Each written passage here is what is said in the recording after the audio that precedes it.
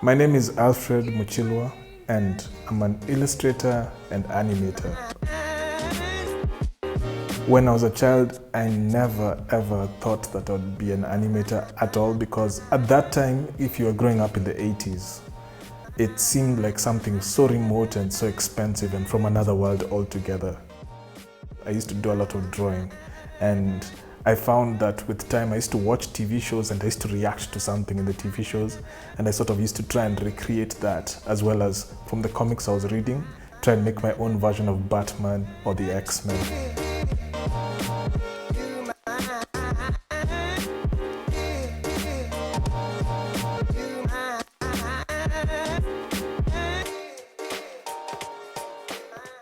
In 2006, I was lucky enough to work on a pilot for a TV program called Tinga Tinga Tales from the makers of the animated Mr. Bean. Tinga, tinga, tinga, tinga.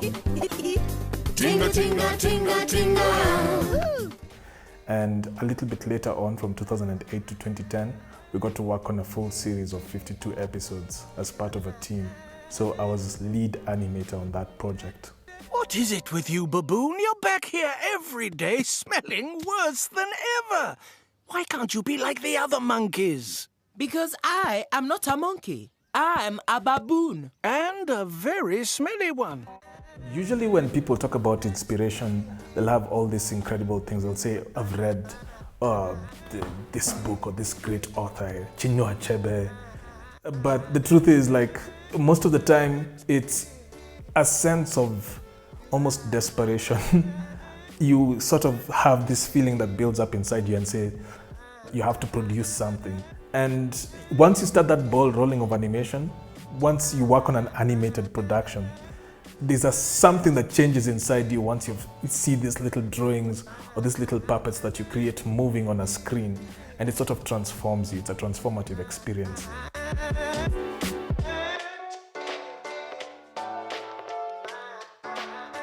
What I see happening with animation in Africa in the past 10 years is that you have these emerging pockets of individuals grouping together and making small studios and trying out their hand at production.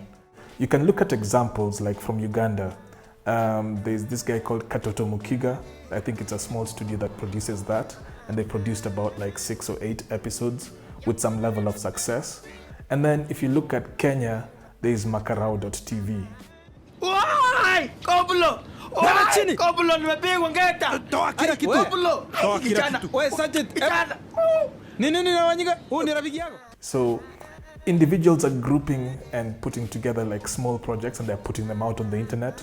So what's changed is the distribution mechanism. So with the rise of YouTube, it's given independent creators a platform on which to reach an audience, which they couldn't do before, because what would happen before is maybe you had an idea, but one, it was difficult to produce because the costs of computers and software were too high, and two, because you'd go to the TV stations and they would say they were not going to take a chance on animators.